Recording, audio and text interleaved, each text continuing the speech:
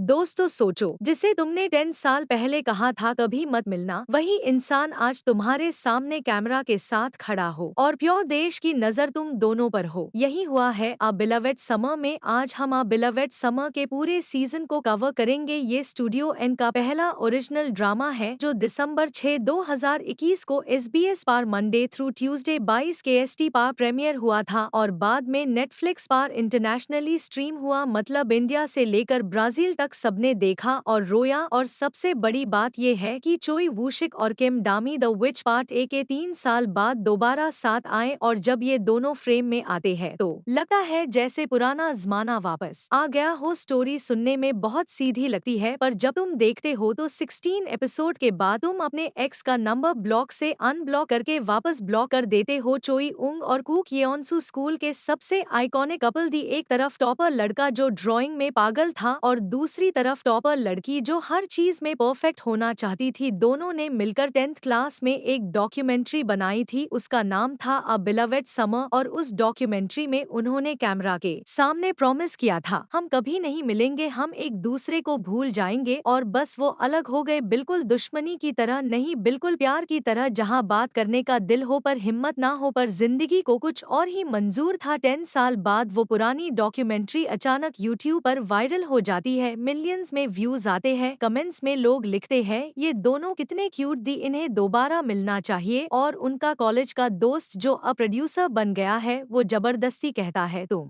दोनों को सिक्वल बनाना पड़ेगा, कैमरा के सामने वापस आना पड़ेगा। और यही से दोनों की जिंदगी फिर से उलझ जाती है। 30% स्टोरी को अगर एडाप्ट करें तो ये एक कमिंग ऑफ एज रोमांस है, पर बिल्कुल हटके टिपिकल के ड्रामा का कोई फॉर्मूला नहीं है। यहाँ ना सास है, ना सास बहू की साजिश, ना अमीर गरीब का एंगल, ना चेबोल का ड्रामा, बस दो अडल्ट लोग जो अपने 20s के एंड और 30s के स्टार्ट में फेज हुए हैं और समझ नहीं आ रहा कि जिंदगी से क्या चाहिए। चोई उंग अब एक फेमस आर्टिस्ट है, उसकी पेंटिंग्स गैलरीज में लगती है, लोग उसका नाम लेते हैं, पर वो खुद से सबसे ज्यादा नफरत करता, लोगों से मिलता नहीं, फोन नहीं उठता, उसके बड़े से घर में पेंटिंग्स भरी है पर हंसी नहीं है। और दूसरी तरफ कुक येओनसू PR कंपनी में टीम लीड है, सबको लगता है ये लड़की परफेक्ट है, तेज बोलती है, काम में बेस्ट है, पर रात को घर जाकर वो वही स्कूल वाली येओनसू बन जाती है जो पहले प्यार में धोखा खा चुकी है और अब किसी पर भरोसा नहीं कर पाती। और बीच में आते हैं उनके दोस्त किम जियोंग जो एक अजीब सा राइटर है और एनजे जो एक टॉप एक्ट्रेस है, उनकी भी अपनी लव स्टोरी है, अपना हार्ट ब्रेक है, पर मैं फोकस हमेशा उंग और येओनसू पर रहता है। और सबसे अलग बात इस ड्रामा का रोमांस दिखाने का तरीका है। यहाँ कोई बारात नहीं, कोई छत पर भागकर आई लव यू नहीं, यहाँ प्यार दिखता है छोटी छोटी चीजों में, जैसे बारिश हो रही हो और वो दूर से उसको देखकर छुप जाए, जैसे उसको पता हो उसको अदरक वाली चाय पसंद है और बिना पूछे बना दे, जैसे सर्दी में अपना जैकेट उतार कर उसके कंधे पर डाल दे, जैसे पुराना गाना बजे